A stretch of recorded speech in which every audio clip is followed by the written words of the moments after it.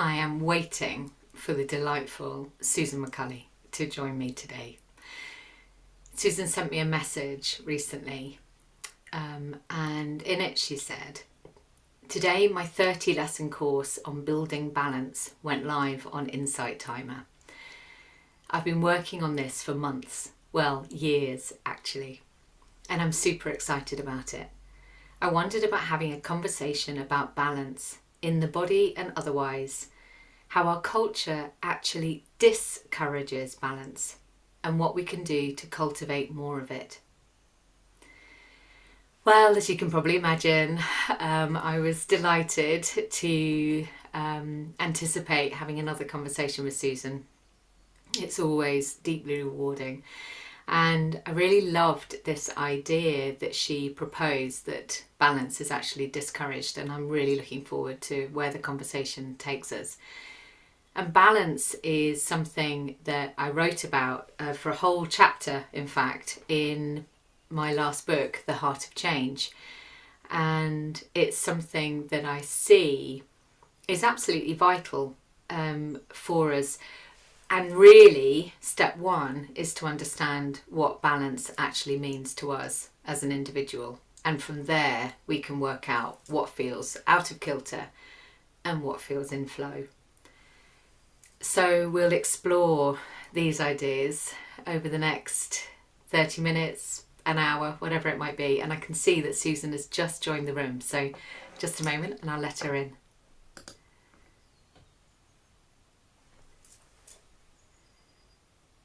Hey, my love.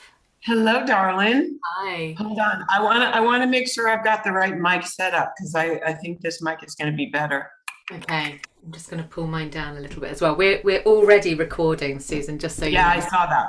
I saw that. And the recording's gonna include me running to go do a little pee. Okay. I can pause it. I'll All right, pause it. wait. I lost your voice. Can you hear me now? Wait. Okay, wait. Wait.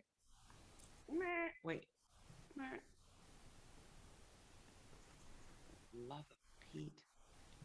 All right, now say something. Okay, can you hear me? Yes.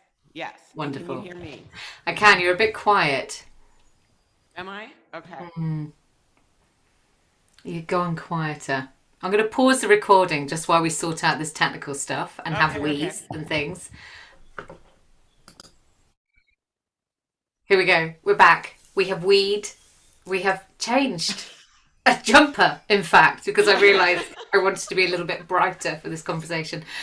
And we are ready to talk. So like I just said, I used your message as the intro for this conversation.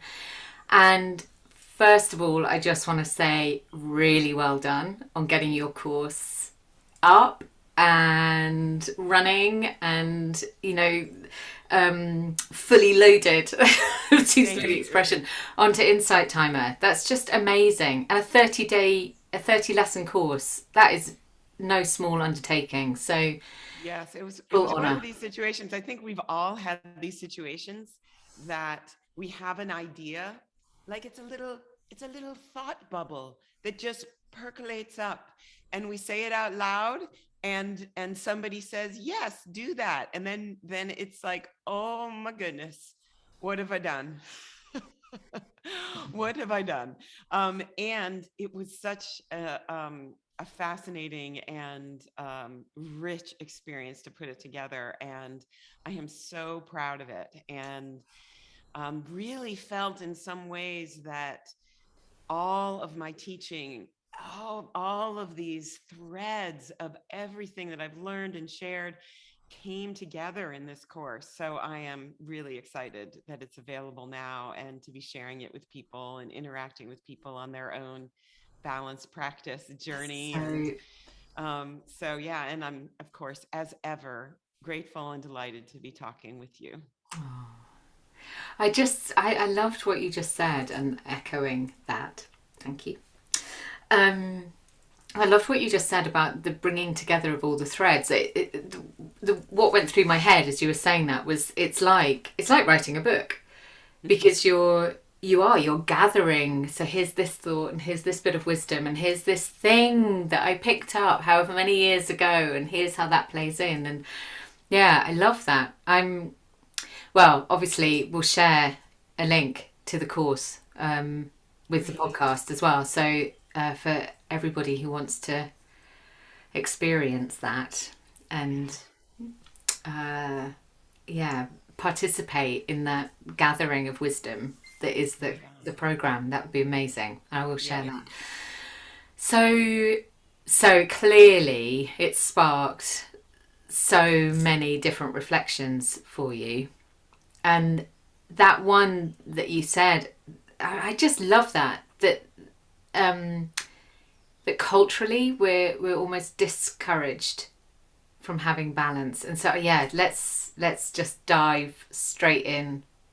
Yeah, I think the first thing that I like to say about balance, and probably the seed of why I wanted to create this course, was that in my teaching and in my own life and experience, I realized that I had been thinking about balance as a place that we arrive, as a thing, as a destination, that, oh, okay, and now I'm balanced, or I have balance, or it's this noun, right?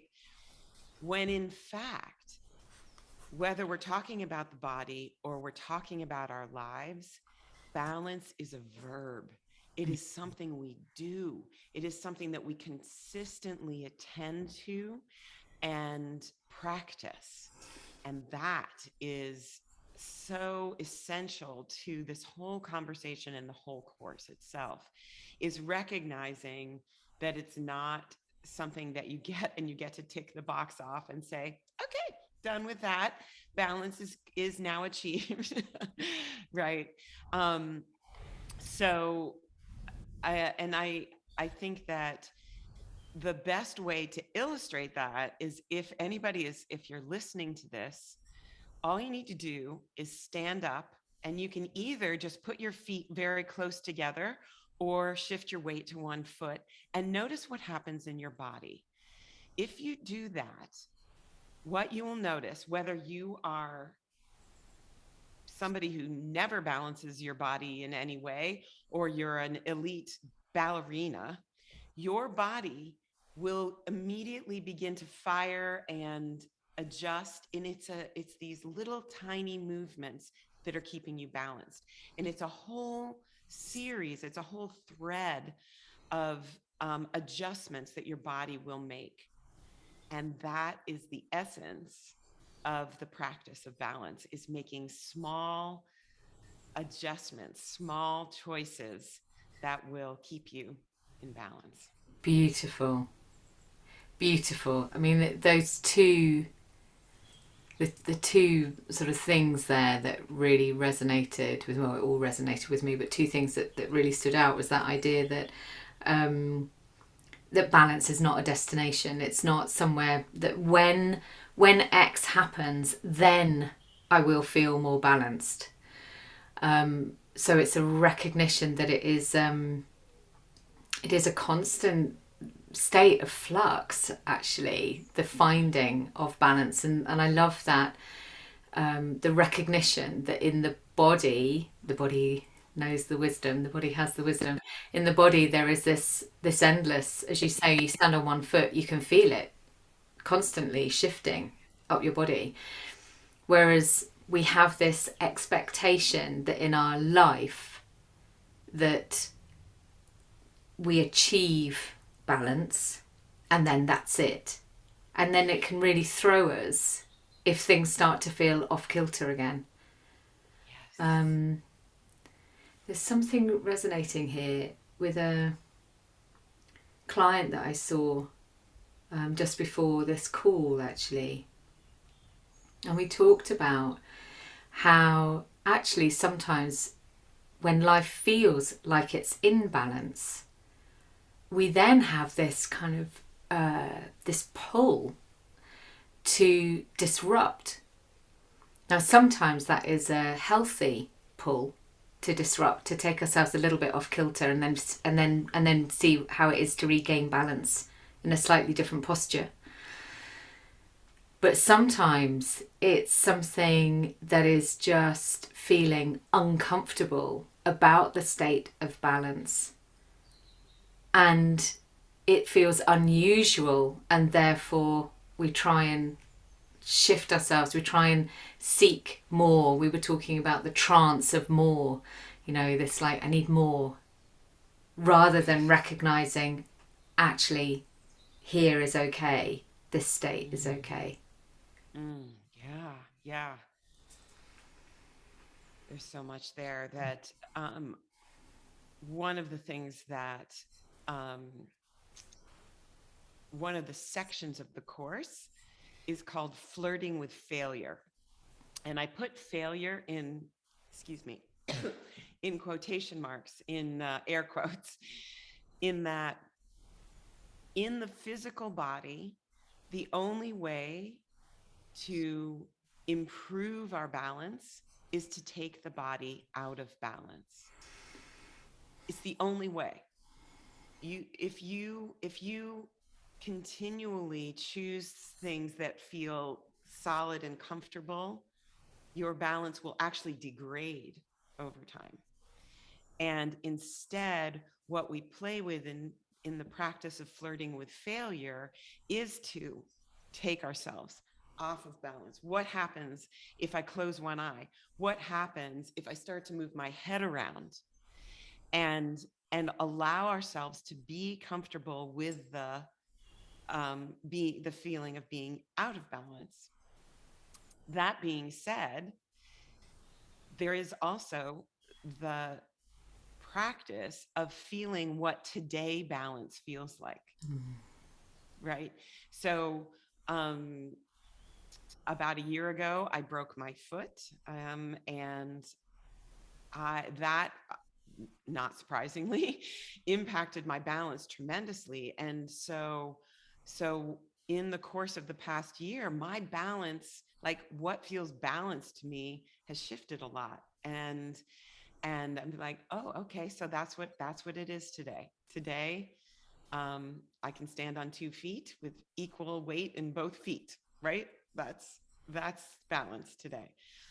So yeah, I really love that I think it's a both and, that it's both allowing ourselves to relax into the sense of balance, not needing drama or anything that's more exciting than balance. And we're also willing to take ourselves, to flirt with failure and to play with variations. And that's connected with habit breaking or habit recognition, which I'm sure you deal with your clients too, right? Is this a habit, and is it serving me?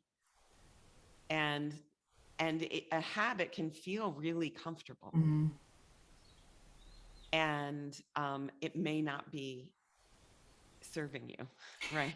So I think it's about this conscious choice.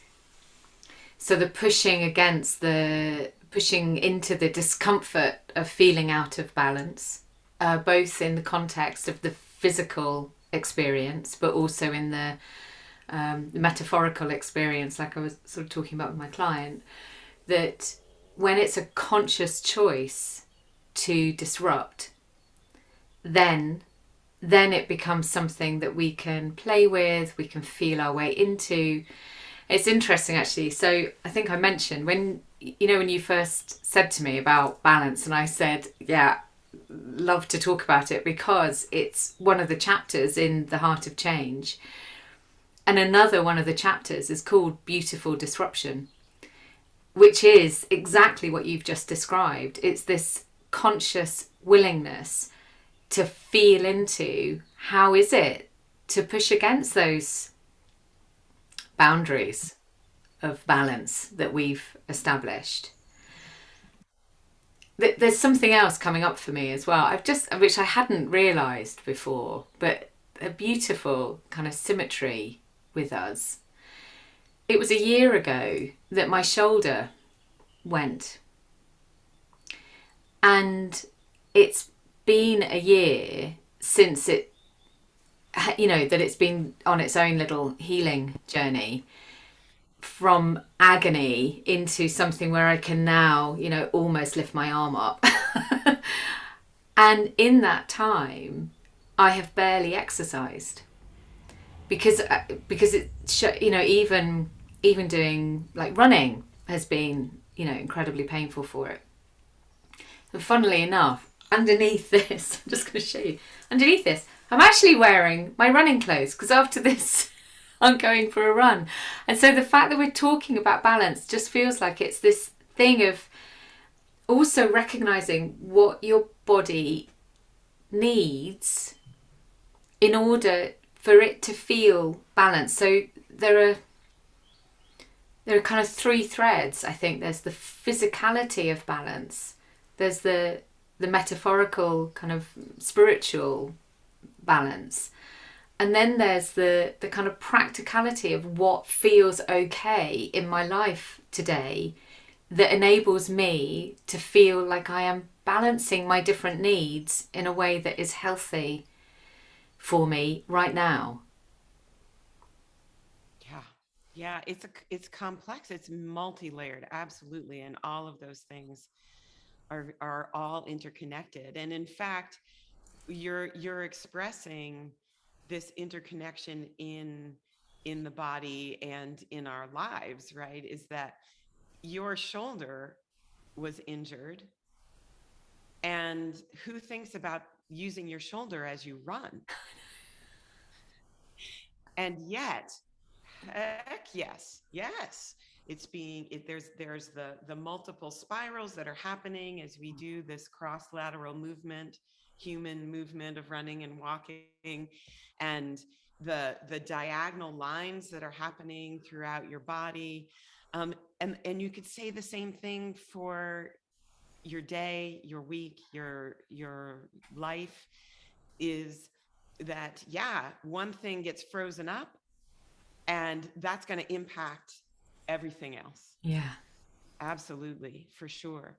And I think, so I think that there's this, there is this practice of recognition about what do I need right now? Not what could I do last week or what do I dream of doing in the future, but what does my body need right now to feel the sense of sort of dynamic stability, right? It's not like a melted chocolate chip, like blip. That's not balance. Balance is this aliveness, this ability to adjust. And I think that what you are suggesting in your book with this beautiful disruption, making a conscious choice, but beautiful disruption, which is what we do in the course as well, in the balance course.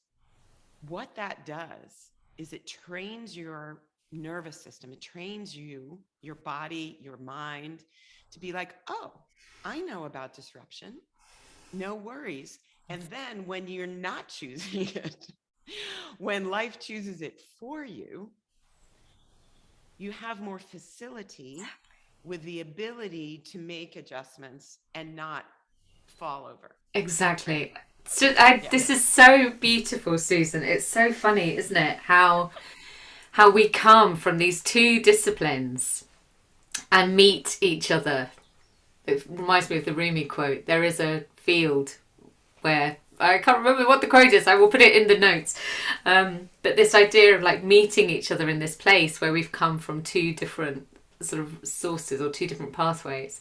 And the word that's really resonating for me is resilience, which you won't be surprised is another chapter in the book, weirdly, because it's about compassionate resilience. Because absolutely that idea that you've just described of how it's when we, the global we, become familiar with the feeling of disruption, and we can adopt these kind of skillful approaches to how we adapt into disruption, that is what enables us to build a foundation of compassionate resilience.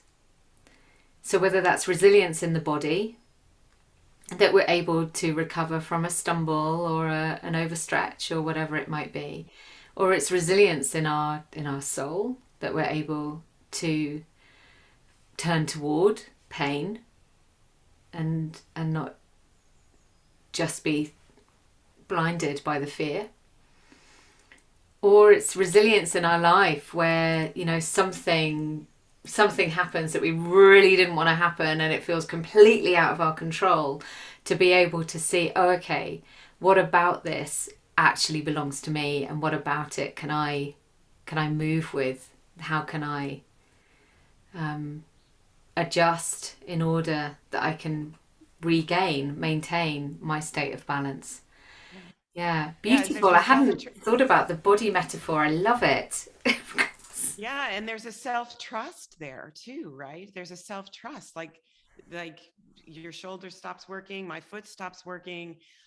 How can I navigate this in a way that allows for whatever is so, and also acknowledges my own resilience, my own ability to adjust and to play within the confines with which I'm given. And one of the things that comes up as you were talking about that is we were talking about how our culture is actually anti-balance, and I would say anti-disruption, right? Anti-discomfort. Like that, like the whole culture is based on how can I stay as comfortable as I possibly can and not like have anything that feels weird or ouchy in any way. And what does that do to our selves, our whole selves in that situation? And a perfect example of this is walking. Walking in a modern culture is almost exclusively on flat, hard surfaces. Think about it. Think about you moving through your day, even if you live in the country. Yeah, even if you live in a rural area. But if you go to the store, if you are walking through your house, almost exclusively hard, flat surfaces. In nature, think about the surfaces that you have available to walk on. Uneven, soft, unstable, things like rocky trails and sandy beaches and bumpy grass and all of these things, which are constantly asking your body to make adjustments and to adjust, to be resilient, right? And so modern culture like says, okay, we're just going to take all of that out, and we're going to also put you in shoes, right, that stop the adjustment of the muscles and connective tissue in your feet, and we're going to put heels on those shoes, which are going to pitch your weight forward. And this is true for even athletic shoes. If you look at your athletic shoes, almost all of them have heels on them. And so suddenly your body is utterly unequipped to deal with any kind of variation from hard, flat surfaces. And in fact, one of the most common ways that particularly elderly people, but people fall, is stepping over a curb or stepping down from a step, right? Which, in the scheme of things, it doesn't seem like that big a deal. But if you look at it, your body's been trained not to do that, right? And so part of this practice, the one that you teach and the one that I teach, is to allow yourself and allow your body to be in this responsive place, to be in this place of adjustment, so that you have the facility to do it whenever you need it. Amazing. Amazing. What a gorgeous bit of observation there. And I think, I mean, it resonates very deeply in terms of the way that we are conditioned in our modern society to avoid anything that feels painful. And I know I don't want to kind of blame actually modern society there, because I think it's also part of what our mind is trying to do. Our mind is endlessly trying to make things easier, which is coming back to your point about habits. You know, habit forming is in order to make something easier, more efficient. We don't have to use so much energy. We don't have to think about it, blah blah blah. And it's the same, you know, this place where we've arrived, where flat, hard surfaces are the norm, will have, I'm making a wild speculation here, but will have been born out of that kind of the mind's desire to make things easier, more efficient, more, you know, less time consuming, less energy, you know, consuming. And yeah, I mean, God, I mean, just that, I just want to allow that to percolate and sort of sit with it, actually, because I think there's so much there about the reason why we feel such discomfort with discomfort. And you know, one of the things I teach, and I'm fairly sure this is something that is really core to what you teach as well, is comfort in the discomfort. You know, so back to this point of balance, you know, when you're off balance, is feeling comfortable about it. When you're disrupting something in your life, is feeling comfortable about the disruption. And I also want to say that your point around actually running as well, and heels.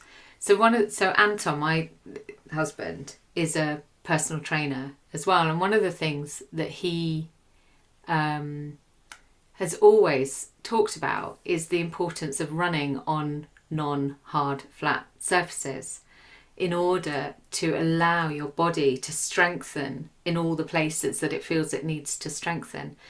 And running with Merrell barefoot shoes to allow the foot its space and not to have heels. And I think, but kind of coming back to your point around how society actively discourages that, you're a bit weird if you run with barefoot shoes. It's a bit weird. And that is a bit bonkers, actually, that it should be weird to run in a shoe that enables your foot to work as it is designed to work. But the norm is to put it into something that's got a bit of a heel and lots of cushioning and, you know, straining, technical, yeah. Like, yeah, it's like engineering. You know, a modern running shoe is a piece of engineering, which again is just the mind thinking that it knows best, because the mind always thinks it knows more than the body. And it's just an expression of that, isn't it? Yeah, absolutely. Absolutely. I love that Anton suggests that. And I do too. Barefoot shoes are great and really important for not just foot and ankle health, but whole body health, as you're suggesting that there's an impact throughout the body as we allow the genius engineering of it to do what it's designed to do, right? So you have a half of the bones in your body are in your feet. Wow. And that what does that tell us? That tells us that there are a ton of joints in your feet. And what do joints tell us about your feet is that they are designed to move. Joints are where two bones come together and there's movement, right? And so the middle of your thigh is not a place that we want movement. We don't want it to move there, right? We want it to move at your knee, at your hip, right? At your elbows. Thank goodness we have elbows. Otherwise, feeding ourselves and like all of these things, right, would just not work well. And so think about that. If you've got half the bones in your body, you've got about 36 joints in each foot. That means that that your feet are designed to just be holy Christmas, just moving around all the time. And what modern engineering does is to put it into basically a cast. Is to squish it up and make it this sort of little foot block thing with no toes and allow that to carry you through your life. Right? So yeah. That's it's just to really just put a highlight on the as you say, on the bonkersness of that. Yeah. It really is. It really is. I mean, God, just have a podcast about feet. Because I'd never. So I knew, that's so interesting as well. So I knew, I think, like, you know, most of us knew there were lots of bones in the feet. Like, I'm aware. I've seen an X-ray of a foot. But what I hadn't done was made that connection with that. Well, if there are a number of different bones, there must be a number of different joints. And joints are, you know, logic tells us joints are there to move. And if we don't move our joints, we become stiff. Weak and tight is what happens. So if the modern foot is both weak and tight. And so there's a whole section. The first section of the Building Balance course is called Finding Foundation. And Finding Foundation is all about waking up all of these joints that for most of us are pretty weak and tight. And you know, we can expand this to our lives, like really looking at the foundation of our lives. What is at the foundation of your life? I like to say that that's where your values are. That is what is holding up your life. And just like feet, you have values, whether you're paying attention to them or not. Your values are born out of the choices that you are making, the way you spend your time, your money, your energy, how you think, you talk, you act, all comes down to your foundation.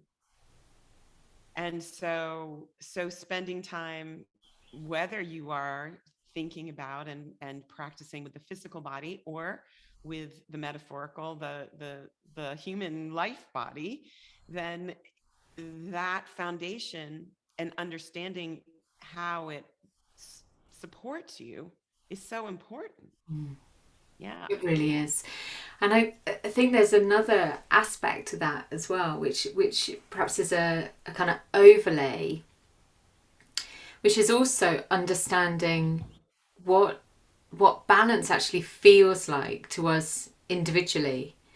So one of the exercises that I will share with clients is understanding what are the different roles that they play in their life. And this feeds into your point around values, in that some of those roles are being driven perhaps because of a you know, where a value has become overextended, or some of those roles might be being driven because a value isn't being kind of met in some way. So we can end up, you know, really spreading ourselves very thinly. You know, perhaps, you know, might be an outcome where we're playing lots of different roles with our family, within work, within our society, and not really understanding, well, how are those roles actually taking my energy? How are they taking my attention? How are they influencing where I, as me, appear in my life? Does that make sense? Right. And what comes to mind as you're saying that is looking at the roles that I've chosen and asking, is that in alignment with who I am and how I want to show up in the world?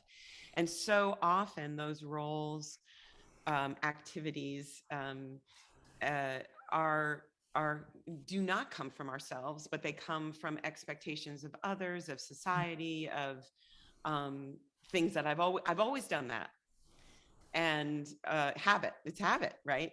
And so just as we can look with discernment, with like, how am I actually using my feet?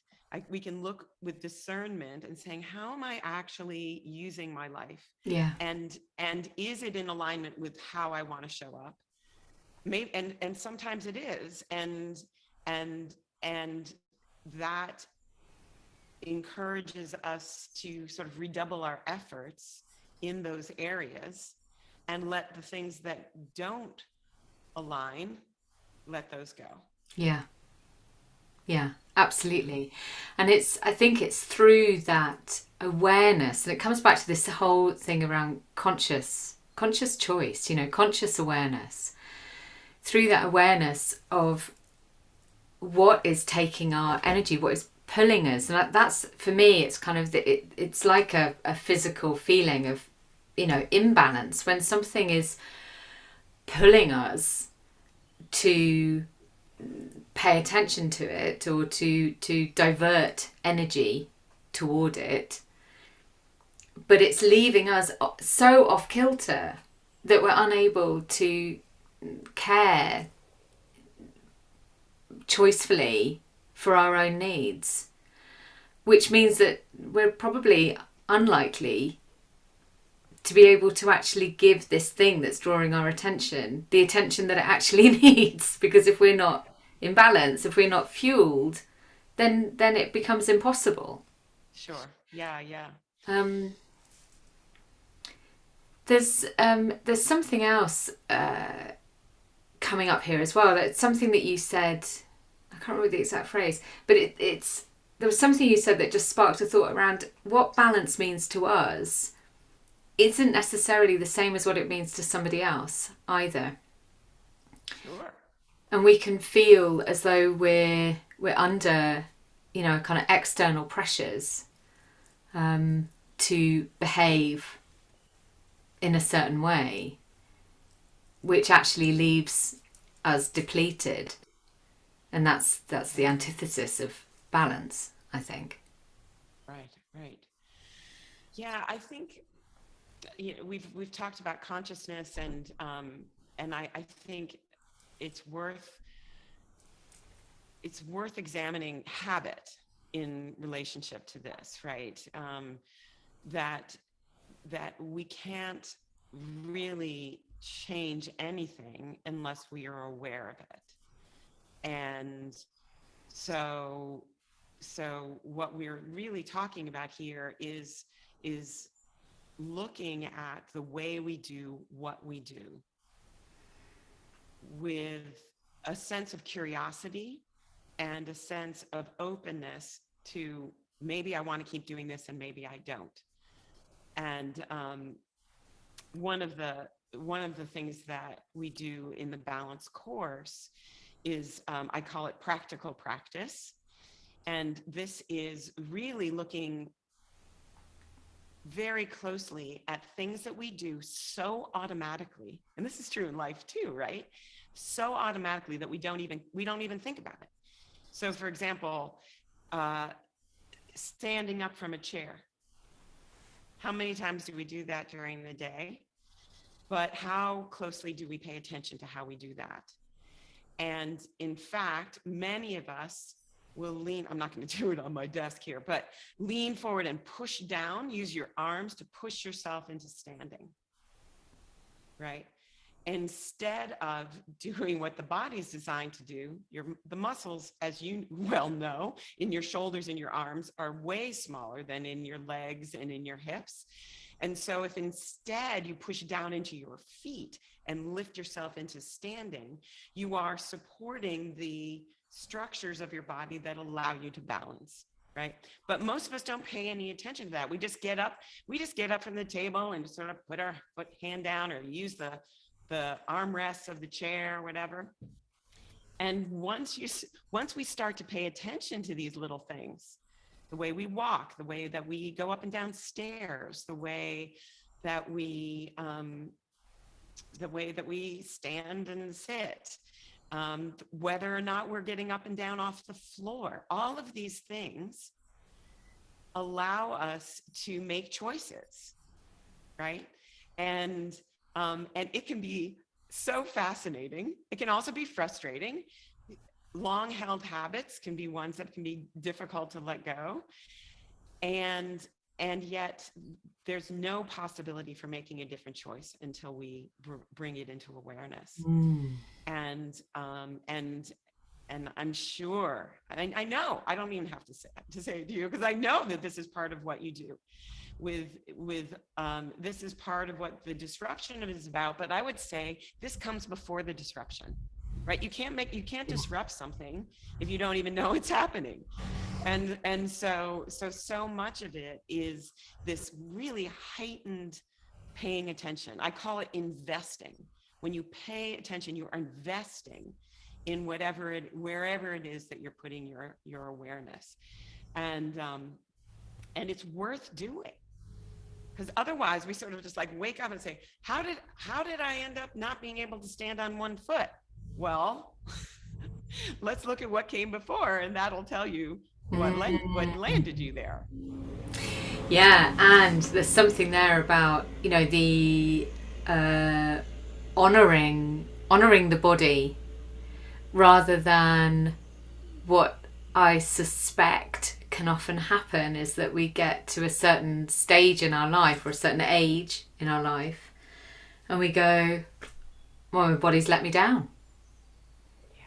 My body's letting me down. I mean, it's something that we see a lot, with women going through menopause. There can be this kind of grief of loss of the body. I'm being betrayed by my body. Yeah, I'm being betrayed by my body. It's letting me down. I can't trust it anymore. I definitely had that sense myself that I wasn't able to trust my body. And so it limited me from doing things that I might have wanted to do, even though I convinced myself I didn't want to do them, because if I'd not convinced myself, then I might have had to try. Right. Yeah. And I want to just add to that, both in regards to, in regards to the body, in regards to our lives. One of the other things that I see in my students, in my participants is, I am however old I am, and it's too late. I'm too old to change this. I'm too old to really be able to do the kind of balance that you're talking about. And this is where I have to just sort of get super adamant with people and saying, that is absolutely not true. That is absolutely not true. I don't care how old you are. And even with injuries or disabilities, there is possibilities for change. And it's absolutely possible. I love a student who I just love who said, I actually tried. I played around with not using the railing as much on the stairs, and I use my legs, and I can go up and down the stairs without the railing now. She's 75, and it's not. I think that there's so much, and it is a balance of not pushing ourselves beyond our capacity. That's part of the balance too, is to making small choices. It's not like she went from one day of using the railings on both sides to not using them at all, but it was little incremental changes, just using her fingers, using just one finger, and then, oh, look at that. Right. And this is a huge thing that I really invite people to consider in all aspects of their lives, is that it doesn't have to be a full-time job. It's little tiny choices. It's tiny choices. It is tiny. It is tiny little steps, and I think that for me is what beautiful disruption really is about looking for what are the tiny changes I can make that then allow the potential of greater changes in my life, or that pave the way for that change that you might have been sitting here thinking I never get there, but if you move there in incremental steps, then slowly you'll end up Yes, at and that place. this is so key. I'm sure you're familiar with James Clear's book, Atomic Habits, which I will put in the show notes. It's a fantastic book, and he is a great thinker on the topic of habit. But one of the things that he says that I think is so important for all of these practices is that our culture tells us to go for intensity. And what actually works is consistency. And so always choosing consistency over intensity. So you're going to go out running today, and I would say, just even if you get out there and you've been out there for, I don't know, are you in kilometers in Britain? Yeah, if you go half a kilometer and your shoulder starts to hurt, and then you decide to walk instead, or walk and jog, or do some kind, better to do that several times in this coming week than to go and ignore all comers, ignore all sensation, run full out for 5K and then not be able to do it tomorrow Exactly. or the next day. So, and and this is true over the numbers of examples, it's countless. And I often talk about water. Water always wins, right? A drop of water, each drop doesn't seem like it's doing anything. And then there's the Grand Canyon made from the water, right? And so, when you think that you're not doing enough, think about the Grand Canyon. Think about how all of those drops, each one of them, seemed immaterial, and it literally moves mountains. I think that there's there's something to the point that you were making earlier about people's limiting beliefs about whether or not they can actually do something. It is fundamental that we believe that change is possible. If we are in a place, a very fixed mindset place, where we don't believe change is possible, then change becomes very, very hard to put into action. So your story about the lady who found herself walking up the stairs, I think those stories are incredibly powerful, because actually it's that recognition that someone has just chosen to believe that change is possible. And that is actually what has got her going up the stairs. Nothing else. It's choosing to believe it's possible. And I was thinking actually about my dad. So my dad is 83 now, and was always a really amazing sportsman. And I think he is wearing the benefit of that, in that, until he was into his kind of mid-50s, I suppose, he was really did a lot of active sport. So he's still carrying some of that benefit. But something triggered him into starting to do squats. And I think it was he got irritated by the fact that he was struggling to do something. And then he said to me on the phone the other day, he can now do 20 squats, holding onto onto the bar kind of thing. But he can do 20 squats. Now that is purely out of a belief that he could do one. Right. And he didn't start doing 20. No. And he didn't Right. set out to do 20. He set out to do 1, which then Right. turned into 2, which then turned into 3. And, it's those, as you sort of say, with Atomic Habits, it's those incremental, small, consistent practices. And it's like, oh God, I mean, there's so many things. It's like meditation, everything. If we, Everything. you I mean, don't it's just, really like it's true for everything. yeah, Whether you're trying, whether you want to write a book or a 30 lesson course on Insight Timer. yeah, Let me just say, there was a time when I sat down to it and thought, this is a mountain of work that I cannot even get my head around. But I'm just going to start with this lesson right here. I'm going to write it, and then I'm going to record it, and then I'm going to engineer it, and then I'm going to do the next one, right? And this is absolutely true with anything physical, with anything that we want to create in our lives. And it doesn't require perfection either.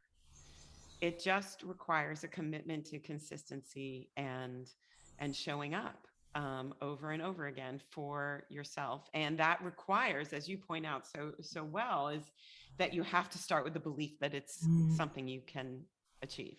Right.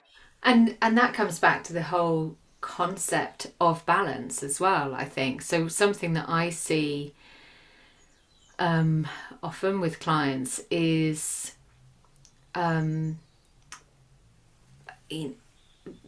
feeling overwhelmed, feeling in a state where everything is up here, up in the headspace, and not necessarily even having space in there for the potential that things could be different. So they'll come and say, I just want to feel calm, I just want to create some balance, I want to create some clarity. But the habit of being up here and feeling overwhelmed is an old habit, and therefore feels hard to shift. And so this idea of balance, being something that we can find in increments as well. I think that there's something about that it's not, it comes back to your point earlier actually, that balance isn't a destination, it's a verb. It's not a noun. It's a thing that we find slowly, but we have to believe that it's possible. We have to believe when we're trapped up here that actually it is possible to create a space, or to create the space in our life where actually we can keep bringing ourselves back to this center point. Yeah. Recognizing that life is messy. Yeah, right. Yeah, I think that that's part of what I would say too, is that so one of the practical practices I play with in my own life is doing things like putting on pants, putting on socks, putting on shoes, standing on one foot. And I see that as a way of supporting my body and supporting my sense of possibility, right? And part of what's important is to approach that without a sense of perfectionism, without saying, I did it yesterday and I can't do it today. I can't do this, right? If that gets back to the resilience that we were talking about at the beginning, it's like, oh, today this is not in the cards. And I had to like lean against my dresser and get all awkward and messy and sloppy and sit down on the floor and put on the damn pants, right? And I think that is such an important part too, is that either it's so easy, especially at the beginning, but even in the middle of a practice, to say, I can't do this. This is a squat. I can't even bend my knees. I can't even stand up from a chair without my hands. How could I do a full squat? Or I did 5 yesterday and now I can only do 3. What's wrong with me? Yeah. Nothing's I'm wrong with failing. you. Yes, I'm failing. No, yes, I'm quote unquote failing. And this is, I think, so important is redefining failure. That we, as a culture, are so ingrained that failure is the third rail of our lives, that we will just, it's just the end of everything, when in fact that's the only real place that we're going to learn anything, where we're going to grow in any way, is when we're failing. That's the juiciest part. And to exercise that from our lives is a huge loss, I think. And so yeah. It's So yeah, and I think I want to that there's a thread back to something that you said earlier about, if we only practice balance in the postures where it feels easy to us, then we'll never develop our balance. And there's something in there about wanting to get it right. So it flagged a little thing for me. So my favorite posture in yoga is the tree, because I can do that. I can balance really well on one leg, and it's a little bit of a party trick for me to be able to balance really well on one leg. And so that thing of, so I will consciously do it in the way that I know I can do it. I will hold my eye, spotting something. I will use my arms in a certain way.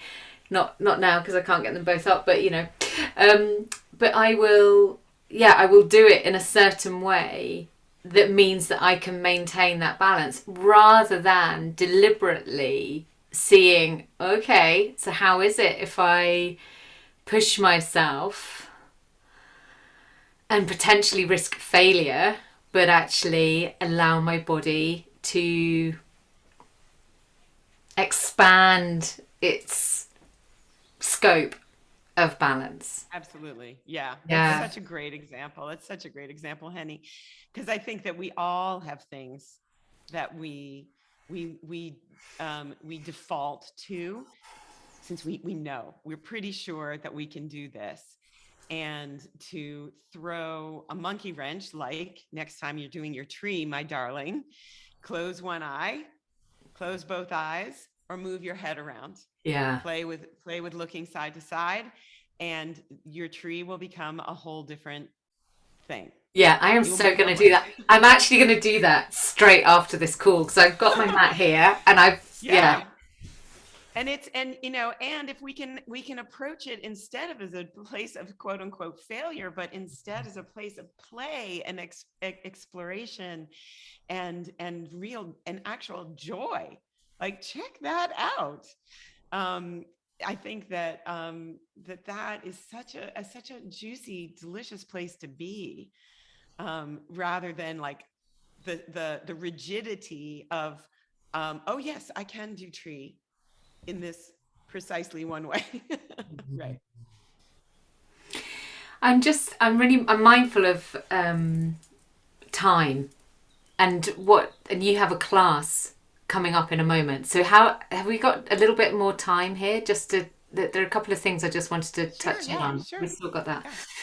So I want to come back to your point around balance being discouraged in our culture, and I just want to explore that a little bit more and see what are some of the other things that we can play with. I love, because I think that is it. That is the essence of how we disrupt, really, is through being playful, experimenting.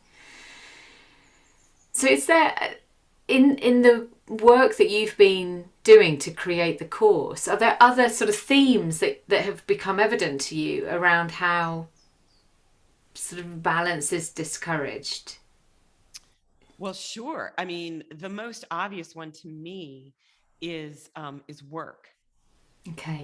That work in our culture is given so much merit, and that overwork, over connection to, you know, the jobs that we do and the money that we make and the influence that we have in the larger world is almost always in, that comes first. That's the priority.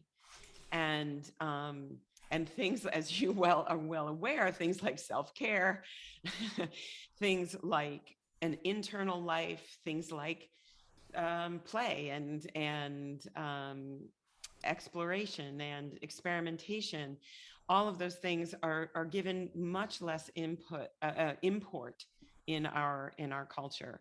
So that's a huge thing, and again comes back to all of the things that we've been talking about is what do I actually want my days to feel like, to look like?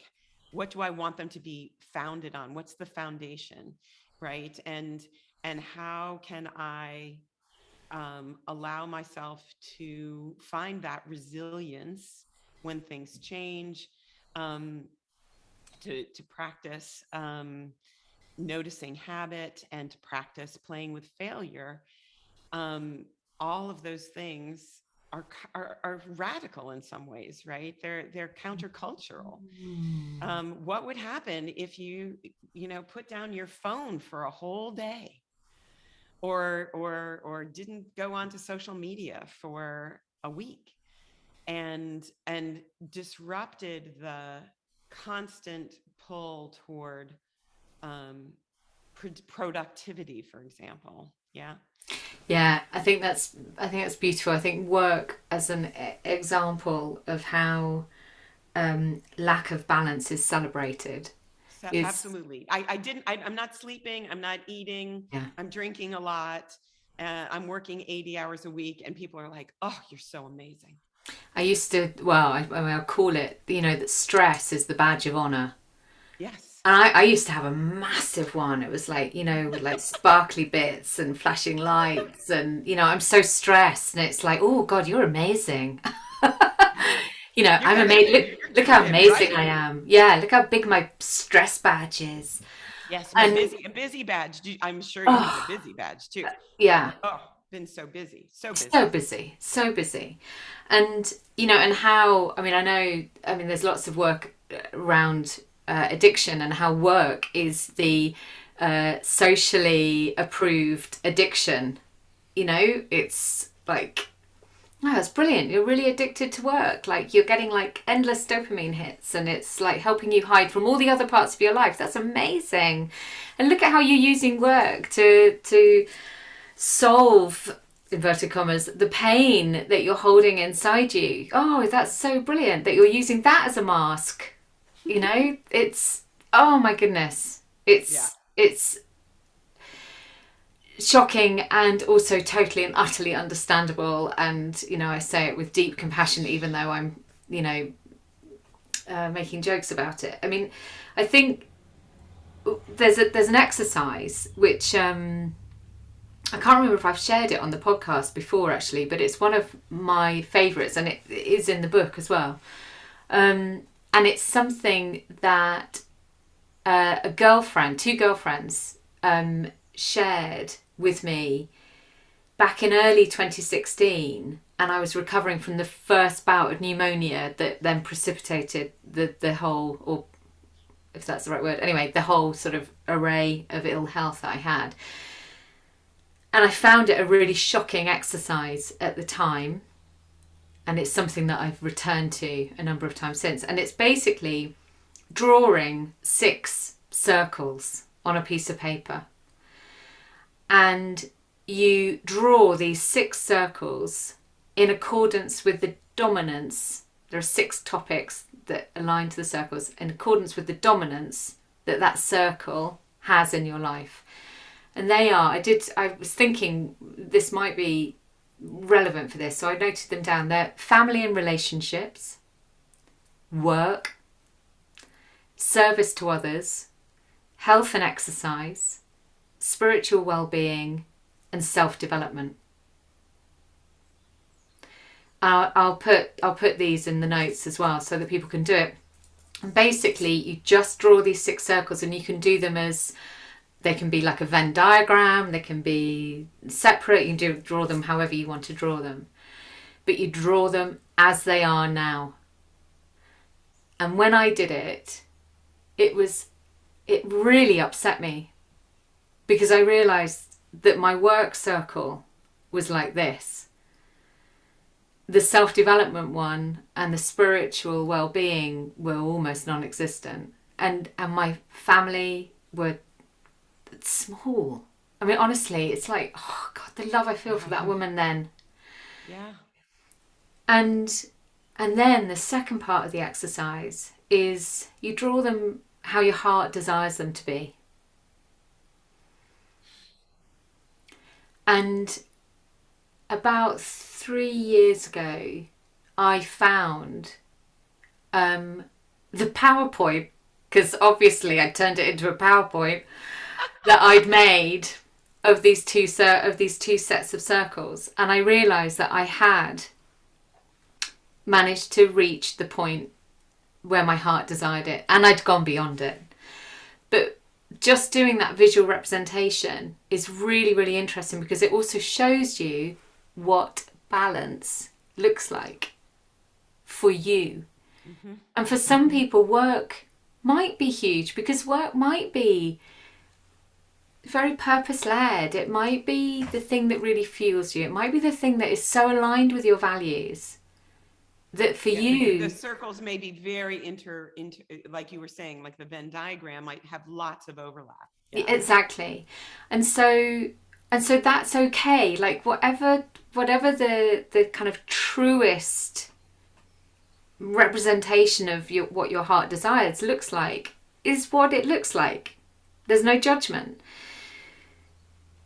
But recognizing where there is a distinction between how they are now and what they look like, that can really help us see where things are out of balance or where something might need adjusting. Yeah. And it was really interesting. It was a group of girlfriends from university, and most of us had, there was a distinction between these two, now and future state. But one of the women said, "Oh, well, I think mine are the same." And we all went, "Liz, oh my God, like you've made it." This is amazing. And like she was really like, "Yeah, don't think there's anything I'd want to change." Wow. And I would posit that that's not a static state, that's not a permanent state, as we know that that you may have checked in with her a week later or a year later or a decade later, and she's like, hell's bells, they don't even look anything like the same right now. Right? That those are precious, lovely moments when those two things are in alignment, and they're temporary. Yeah. And so enjoying the observation, it feels okay. And I think this goes, last week's podcast actually was, is it okay to feel okay with all the stuff that is going on in the world? And I suppose this was my other kind of question, really. With all the stuff going on, we've come through a time of, pestilence, in terms of COVID. And we're, certainly, I know all around the world, everybody is looking at what's happening with Russia and Ukraine and questioning what does this mean? How do I feel about this? How do I even think about this? How do I even contemplate what is going on here without just collapsing, falling to the ground? And that it strikes me that there's something here around creating a sense of balance too, in terms of being able to observe pain and anguish and such desperate disruption, and yet still being able to care for ourselves whilst feeling the compassion for others. So it doesn't become out of balance, and we don't just end up back in that head state where we can't sleep, where we can't think about anything else, where all we can do is worry. Yeah. I think that I'll come back to an image that I learned years ago about what stability actually looks like in the body and in general. That we tend to think that stability is only going down, right? We think about stability as the downward movement, but actually stability in the physical body is energy moving in all directions simultaneously. And that is what true stability is. It's not just down. It's not just rooting. It's also reaching and looking. It's energy going in and out, and up and down and front and back. And so if I think about that, is how can I move through everything that we're exposed to every day with some resilience, with some stability, with some balance? That is allowing the all energy to be moving in all directions simultaneously. And that means that I can attend to the news, but also attend to me and attend to the people in my life, and also take care of my body. And, I think that we hear it over and over that you can't take, what is it that we can't fill anybody else's cup if our cup is empty. And that real change has to start on the individual level. I mean, I think again it comes back to this idea of the small changes, and that any one of us doesn't make a difference, but all of us caring together, we're the drops of water. We are what makes change. And so when I look out into the world and I see something that feels like an insult to my heart, I ask myself, what is missing there, and how can I embody what's missing, right? If it's compassion, if it is care, if it is inclusion, whatever it is, how can I embody that in my sphere? I can't do anything in Ukraine. I can send some of my energy there, literally and figuratively, but how can I embody what I see is lacking or missing, or how can I make that shift? It's beautiful. In my own personal space. I was reminded yesterday by a girlfriend of something that apparently I had said to her when COVID was at its most frightening height. And I had said, the world doesn't need any more pain. And she said that has been something that's been playing through her head as she's been thinking about what's been going on with Ukraine. And I, that those words feel deeply resonant, actually. And I think they correlate with what you've just said, is that what is missing here?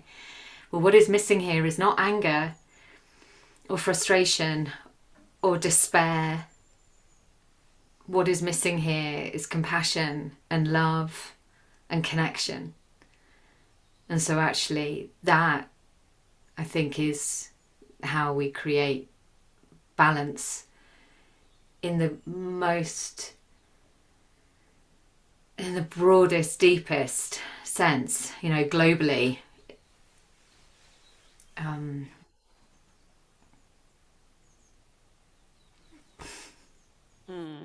Sweet friend. I do appreciate you so much. Yeah, me too, you. Oh, my darling. Okay. So, I'm going to explore your course because it feels, and this is totally unsurprising to me, that it is way more and is an expression of the body. Yes, it's an embodied practice. An embodied practice. And so, and that whole, the truth that it is an embodied practice is that sense that it is, this is not, as we have demonstrated, I think, through our conversation and meeting each other where we are, that, the metaphor of the body and how it expresses itself in all parts of our life, and coming and starting here. I mean, this is your point, isn't it? That we can't fill anybody else's cup unless our cup is full. We start with the body. We start with nurturing the body, and that way it nurtures the other parts of our life as well. It's just beautiful. You're an awesome woman, Susan, and I adore you. It is. Likewise. I'm so grateful. Okay. Take care, my darling.